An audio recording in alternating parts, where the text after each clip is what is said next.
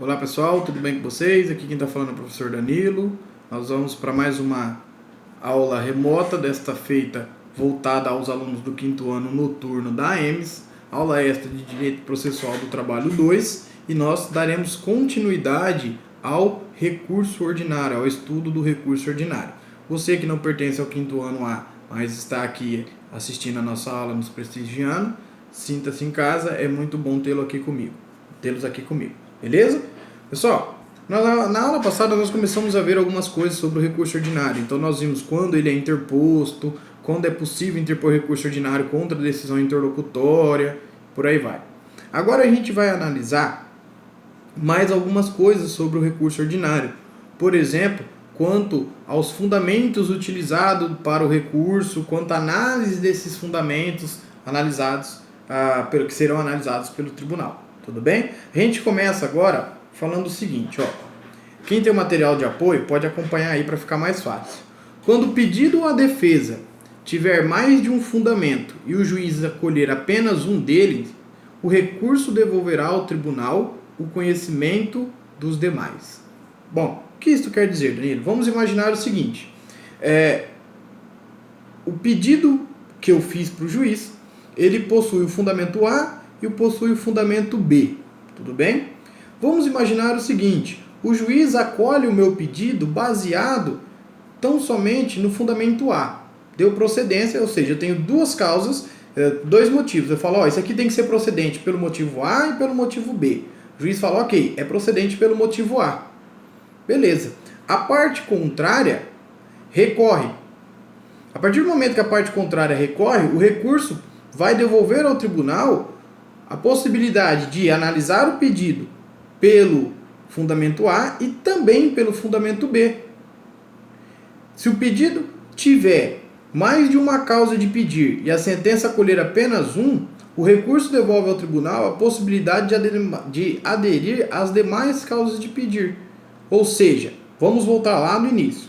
Eu pedi a procedência do processo pelos motivos A e B.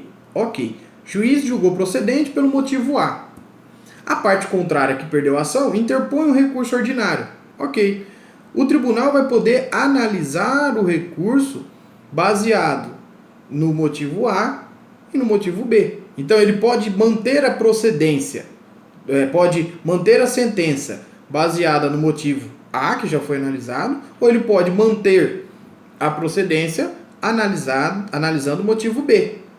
Ou modificar analisando o motivo A, ou modificar analisando o motivo B. Vamos lá, ó, eu tenho um exemplo que eu mencionei para vocês. Ó. Por exemplo, a empregada dispensada sem justa causa ajuiza ação trabalhista, pedido reintegração ao emprego, e alega dois fundamentos jurídicos, que se encontrava grávida e que era dirigente de CIPA, Comissão Interna de Prevenção de Acidentes, eleita antes da sua dispensa.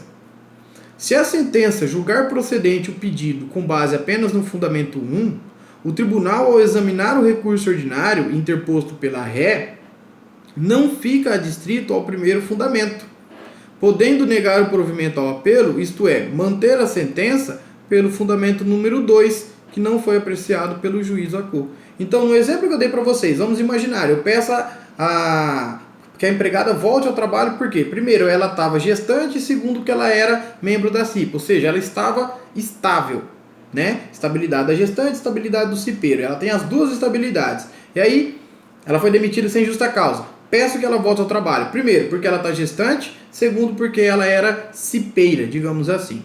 O juiz, no caso, fala assim, olha, realmente ela deve voltar porque ela era gestante e dá a sentença. Ok. A parte que perdeu interpõe um recurso ordinário. A partir do momento que ela interpõe um recurso ordinário, o tribunal pode analisar e falar assim, ó, realmente ela deve voltar ao trabalho porque ela é cipeira. Ou seja, manteve a sentença no primeiro grau, deu a sentença no primeiro grau porque ela era gestante, manteve porque ela era cipeira. Ou seja, deu a possibilidade de analisar o outro pedido. Tudo bem? Tranquilo? Da mesma forma, a gente continua lá falando o seguinte, ó. Havendo mais de um fundamento na contestação e a sentença acolher apenas um dele, tribunal pode manifestar sobre o outro fundamento não analisado. Ou seja, isso aqui nada mais é do que o inverso daquilo que eu expliquei em cima. Se o tribunal der improcedente pelo motivo A, lá no primeiro exemplo eu tenho o seguinte, eu pedi por 2 motivos. O juiz aceitou um, o tribunal pode manter a sentença pelo primeiro ou pelo segundo, tanto faz. Aqui no segundo, eu tenho o seguinte, eu fiz a contestação alegando 2 impedimentos. O juiz deu improcedente porque acolheu o meu primeiro. Isto quer dizer o seguinte, se a outra parte que perdeu a ação interpor o recurso, o segundo pode ser analisado. Olha lá, desse modo, julgada improcedente a ação, os fundamentos jurídicos da defesa que não foram apreciados na sentença podem ser objeto de exame pelo tribunal, em sede de recurso ordinário, sem que haja necessidade de recurso do vencedor. Exemplo, a contestação sustenta 2 hipóteses, 2 fundamentos, portanto, de justa causa. E a sentença arrima-se apenas em uma e julga improcedente a ação. Neste caso, havendo recurso ordinário do autor, o tribunal está autorizado a examinar a outra justa causa não apreciada pela sentença, ainda que não renovada tal fundamentação em contra-razões. Ou seja, eu tenho lá um trabalhador, ele interpôs ação falando que ele foi demitido de forma injusta, etc e tal. Ok, eu falo, olha, ele cometeu indisciplina, né? Não obedeceu ordens gerais, e ele cometeu também um ato de improbidade. Ele foi pego furtando o caixa da minha empresa. Então o juiz fala o seguinte, realmente o pedido dele é improcedente porque ele cometeu um ato de improbidade, porque ele furtou. Ok, o reclamante neste caso, descontente com a sentença, fala, não, eu não furtei, interpõe recurso ordinário. Ok, o tribunal fala, realmente, eu não vou nem analisar isso daqui, eu vou manter a sentença, porque se ele furtou ou não, a gente não vai discutir, mas ele cometeu um ato de indisciplina. Então, se ele cometeu um ato de indisciplina, automaticamente ele vai ser demitido por justa causa da mesma maneira, só vai mudar a linha. Beleza? Tranquilo? Bom, tribunal pode analisar fundamentos contidos na inicial e na defesa, não apreciados pelo juízo de primeiro grau, desde que relativos a capítulo impugnado, entendendo-se por capítulo impugnado qualquer decisão contida na sentença, súmula 393, item 1 do TST. Vamos lá. Se a inicial contém 3 pedidos, A, B e C, cada um deles com mais de um fundamento, e a sentença julga todos procedentes, teremos uma sentença com 3 capítulos, A, B e C. Se o recurso ordinário aviado pelo réu impugnar apenas o capítulo B, o tribunal está autorizado a examinar os capítulos, examinar os fundamentos não analisados pela sentença em relação ao capítulo B. Os fundamentos referentes ao capítulo A e C transitaram em julgado, porque não foram impugnados no recurso ordinário. Danilo, me explica isso daí, pelo amor de Deus. Então vamos lá. Eu tenho lá 3 pedidos. Férias, 13º e FGTS. Tudo bem? Férias, 13º e FGTS. Eu ganho os 3 pedidos. Tem a procedência dos 3 pedidos. Férias, 13º, FGTS.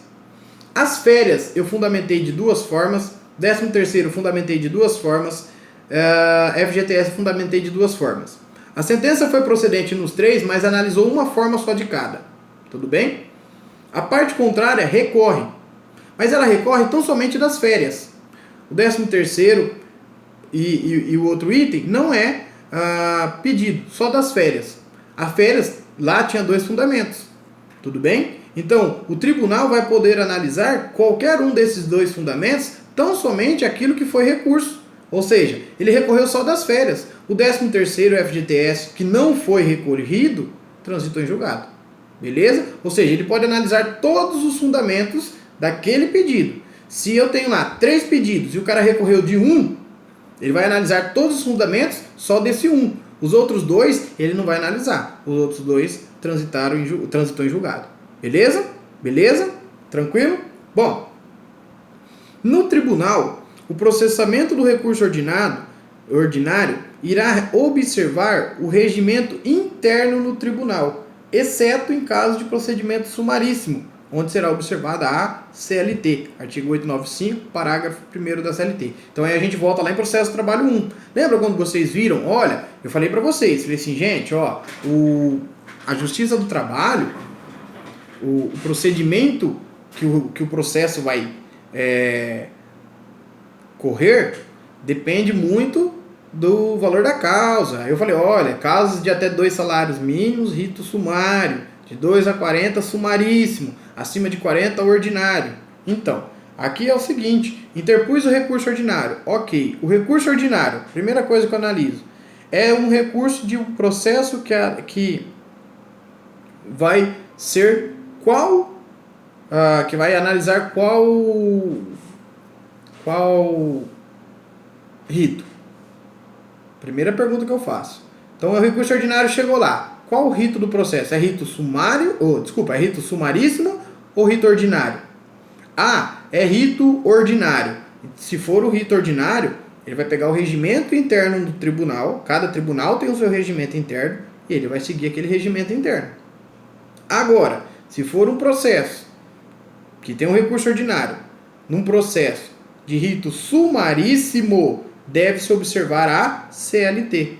Em caso de processo sumaríssimo, como que vai ser julgado? O processo chegou ao tribunal, recurso ordinário chegou ao tribunal, ele é imediatamente distribuído ao relator. O relator, em 10 dias, deve liberar para a secretaria incluir na pauta de julgamento. Artigo 895, parágrafos 1º, inciso 2º da CLT. O representante do Ministério Público manifestará oralmente se tiver interesse no julgamento. Tudo bem? Ou seja, o processo chegou no tribunal. Qual é o rito que ele vai seguir para julgamento? Depende. É um processo em rito ordinário? É o regimento interno do tribunal. As regras que o tribunal, então o TRT tem um regimento, TRT 24 tem um regimento interno, o TRT 15 tem outro regimento interno, e os processos em rito ordinário seguirão esses regimentos internos. Agora, se for um processo de rito sumaríssimo, esse não, esse é um rito padrão, ele vai observar a CLT. Como que funciona? Chega ao tribunal, é distribuído imediatamente ao relator, o relator tem 10 dias para liberar para a secretaria incluir na pauta de julgamento. Se porventura o Ministério Público quiser se manifestar a respeito deste processo, ele deverá fazer de forma oral. Tudo bem, pessoal? Tranquilo? Por hoje é só. Se cuidem, fiquem com Deus. Isso não é só uma gripezinha, mas se Deus quiser, em breve nós estaremos aí juntos novamente. Um grande abraço, até mais.